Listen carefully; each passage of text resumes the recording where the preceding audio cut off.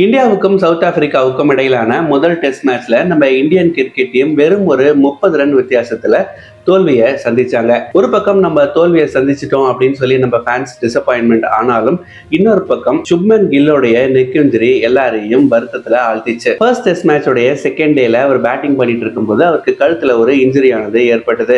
இப்படி ஏற்பட்ட இந்த இன்ஜுரியின் காரணமாக அடுத்த ஒரு 10 நாளைக்கு அவரால் விளையாட முடியாது அப்படின்ற மாதிரி தெரிவிச்சிருக்காங்க. இந்தியாவுக்கும் சவுத் ஆப்பிரிக்காவுக்கும் இடையிலான இரண்டாவது டெஸ்ட் மேட்ச் நவம்பர் 22ஆம் தேதி அன்னைக்கு தொடங்க இருக்கிற நிலையில சுப்மன் கில் இந்த போட்டியில கலந்துக்க மாட்டாரு. சுப்மன் கில்லால விளையாட முடியாத ஒரு நிலையில ரிஷப் பண்ட் அவர்கள் கேப்டன் பதவியை ஏற்று இரண்டாவது டெஸ்ட் மேட்ச்ல நம்ம இந்தியன் கிரிக்கெட் டீமை வழி நடத்துவாரு அப்படின்னு சொல்லி எதிர்பார்க்கலாம். சுப்மன் கில்லுக்கு பதிலாக சாய் சுதர்ஷன் பிளேயிங் 11ல வருவாங்க அப்படின்னு சொல்லி எக்ஸ்பெக்ட் பண்றாங்க.